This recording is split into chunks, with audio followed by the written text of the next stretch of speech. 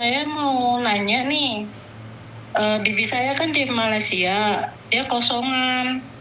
Terus gimana cara dia bisa pulang ya, Ce? Kamu posisinya ada di mana? Aku di Hong Kong. Bibi saya punya bibi di PM, apa namanya, di Malaysia gitu. Dia kosongan udah 7 tahun di majikan. Kan dia harus Dan buat dia paspor dulu di KBRI, sayang. dia masalahnya nggak bisa keluar dan HP juga nggak ada gitu. Majikannya tuh cuma ngasih seminggu sekali buat telepon keluarga. Ya kalau dia Dia di sendiri, sana. kalau dia sendiri tidak bisa keluar, terus siapa yang bisa membantu dia? KJRI datang ke rumahnya kan nggak juga, sayang. Oh, kirain bisa dilaporin gitu biar digerebek ke majikannya. Kalau dia sendiri nggak ngelapor, siapa yang mau gerebek? Atas laporan siapa digerebek? Kalau dari keluarga bisa untuk melapor ke KBRI gitu. Ya kalau ditanggapi, Mbak. Masalahnya gitu ya. kan bukan korban sendiri. Ada orang yang meninggal dunia di Kamboja, jenazahnya tidak bisa dipulangkan. Kalau dia adalah korban terbukti TPPO, maka pemerintah akan memulangkan. Tapi kalau tidak terbukti TPPO, maka tidak bisa dipulangkan. Begitu juga dengan saudaramu. Kalau dia di Malaysia, terus kita yang melaporkan, yakin dia didagangkan di luar sana. Benar nggak sih? Iya. Yakin dia disekap. Kecuali dia yang bicara, kan kita nggak bisa ngomong, sayang. Gitu ya. Ya masalahnya dia juga udah sakit-sakitan gitu. Saya juga daripada nanti sakitnya lebih parah atau sampai amit-amit sampai nggak ada umur gitu. Ya karena itu Jadi dia harus sendiri lapor, sayang. Dia harus sendiri lapor gitu ya. Betul. Kalau sendiri nggak lapor ya nggak bisa dong. Oh, masalahnya dia nggak dipegangin HP gitu. Nah, tapi kan dia Jadi bisa susah komunikasi lagi. dengan kamu. Itu dari majikannya, dikasih sama majikannya pakai HP majikan gitu. Itu juga dibatasin. Terus ngapain dia kerja ke luar negeri kalau semuanya serba diatur? Iya, makanya dia minta pulang. Majikannya cuma janjiin aja, tapi nggak dipulang-pulangin. Gaji juga ditahan gitu. Lah itulah kalau ilegal kayak gitu itu. Makanya sedih banget saya kalau kerja di luar negeri ilegal. Iya gitu. Dia masalahnya ditipu sama sponsor. Dia ditipunya katanya bilangnya legal di Malaysia. Jadi dia mau. Nggak taunya udah sampai sana, paspor dipegang semua sama majikan. Terus dibilangnya karena kamu itu di sini ilegal gitu. Jadi dia ngerasa kayak hopeless gitu loh, Miss. Iya, tapi kenapa 7 tahun baru sekarang? Kan waktu dia masih kuat-kuatnya itu, sekarang dia posisi sakit-sakitan.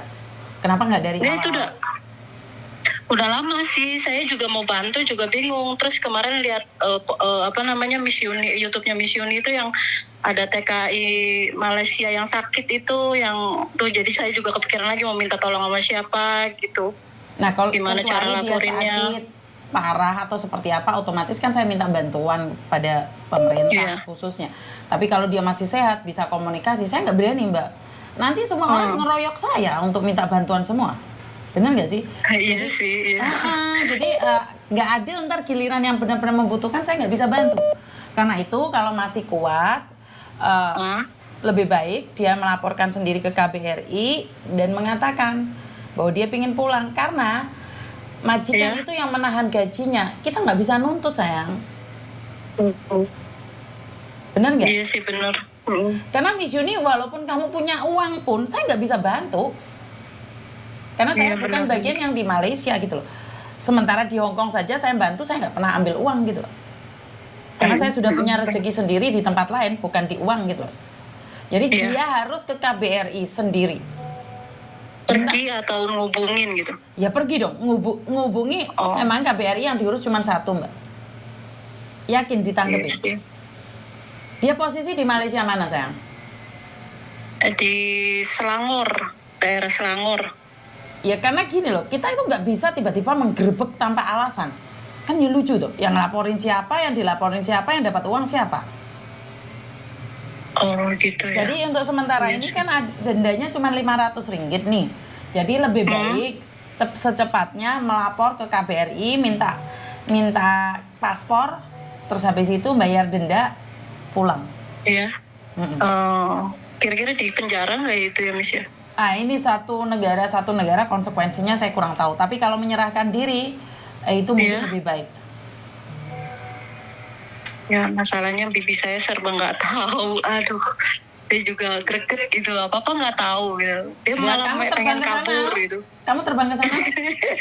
Terbang ke sana, jemput ya langsung. Iya, jemput langsung. Karena gini loh, jangan bilang sama saya nggak tahu apa-apa, tapi kamu nyampe di luar negeri dan ilegal. Mm-mm. Bener nggak sih? Iya. Ini ada yang komen katanya, kalau bayar bayar denda nggak di penjara. Oh, bayar denda nggak di Ah. penjara. Oh, Ah. 500 ringgit itu ya? Betul. Oke. Jadi setidaknya Oke, dia harus pegang uang, kata teman-teman ya, 3.000 Hmm. ringgit. Nanti buat 3.000 ringgit. tiketnya atau apapun. Oke. Mm-mm. Oke, nanti tak bilang ke pipi saya suruh ke KBRI kalau bisa. Betul. Kalau betul. misalkan kan otomatis dia kabur ya dari majikan terus langsung ke KBRI. Itu pasti dilaporin nggak sih sama majikannya terus dilaporin ke polisi gitu. Takutnya ya tahu sendiri kalau majikan jahat nanti yang bilangnya Lah, dia enggak memang gitu. legal. Dia emang legal. Ilegal sih. Majikan memperkerjakan pekerja ilegal salah atau benar? Ya salah. Orang salah Ya. berani datang ke kantor polisi. Iya sih, enggak Oke, berani. ini harus pakai logika juga biar cocok Oke. loginya pas. Oke, makasih ya Miss ya Oke, penjelasannya. terima kasih. Oke, Bye-bye. bye-bye. Waalaikumsalam.